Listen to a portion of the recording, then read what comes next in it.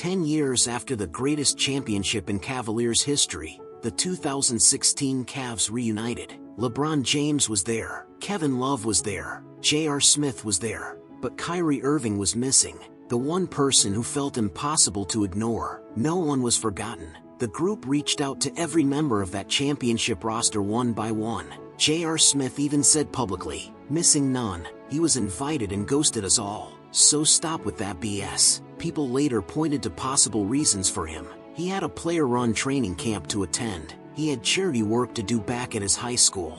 His schedule was packed. But deep down, everyone knew those things were not sudden emergencies. To many fans, those explanations felt less like sudden emergencies and more like reasons to stay away. 10 years have passed, and the 2016 NBA Finals remain one of the most unforgettable miracles in league history. The 73-win Warriors held a 3-1 lead. Almost everyone assumed the Cavs were finished. No one believed they could win 3 straight games and tear down the Warriors' championship dream. In that series, LeBron gave everything he had. He carried the full burden on both ends of the floor. With block after block and drive after drive, he dragged the Cavs forward through the hardest moments. When everyone remembers that night in Game 7, they remember the final minute. The game was suffocating, the score was tight, and it was Kyrie who rose up over Steph Curry's defense and hit the 3 that changed everything. Without that shot, Cleveland does not end a 52-year championship drought. For those years, LeBron and Kyrie were the perfect two-man partnership. One provided the foundation, the other broke the game open. One was steady, the other was sharp. Together, they carried a Cavs team on the edge of collapse all the way to the top of the basketball world. The embrace after winning the championship was real. The trust they built while carrying pressure together was real too. Cleveland's glory was something they earned together. No one could own it alone, and no one could be easily erased from it. But no one expected that the peak would also become the beginning of the cracks. The 2016 championship completed Cleveland's story. It completed LeBron's redemption, but it could not preserve Kyrie's sense of belonging.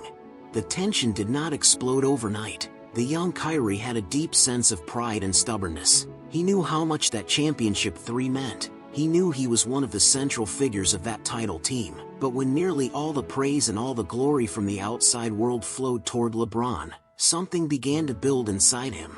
The Finals MVP trophy belonged to LeBron. Everyone said this was the championship LeBron brought home to his city. And little by little, that gap in Kyrie's heart began to widen. He was not content with simply being the second option.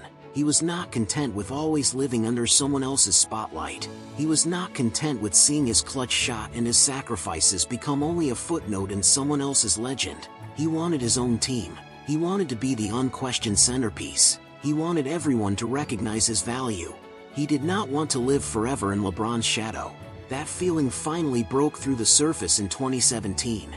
That year, the Cavaliers faced the Warriors again in the NBA Finals. Kevin Durant used unstoppable isolation scoring to crush their dream of repeating.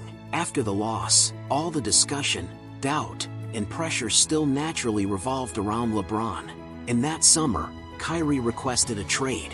There was no explosive argument, no public war of words, not even an obvious public conflict. He simply chose, quietly but firmly, to leave Cleveland, to leave LeBron, the teammate he had won a championship with. At the time, many people could not understand it. You just won the first championship in franchise history. The duo was still in its prime. Why break it up so suddenly? Only people who truly understood them knew that Kyrie had never wanted only winning. He had never wanted only championships. What he wanted was control, the freedom to run his own team, a stage that belonged entirely to him.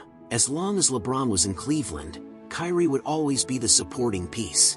After he left, the relationship between the two became complicated and awkward. They did not become enemies. They did not tear each other apart. They even occasionally praised and respected each other in public. LeBron praised Kyrie's talent countless times. He said Kyrie was the most gifted scorer he had ever played with. Kyrie also admitted that the years he spent beside LeBron were among the most valuable experiences of his career.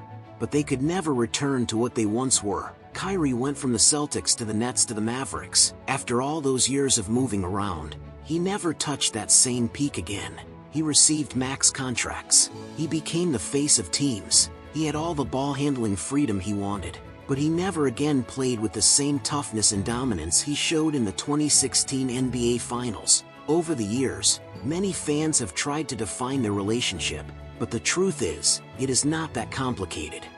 LeBron is mature, clear-eyed, and understands how to weigh the bigger picture. He is used to carrying every responsibility, and he accepts all the glory that comes with it. He is a natural leader. He is built to be the centerpiece of a franchise. He is built for every form of praise and criticism under the spotlight. Kyrie is different. He is brilliant, sensitive, and proud. His mind is complex, but stubborn. He loves basketball in its purest form. He dislikes media hype and endless comparisons. He hates living under someone else's glow. He wants to prove himself. He wants to stand on top without relying on anyone else.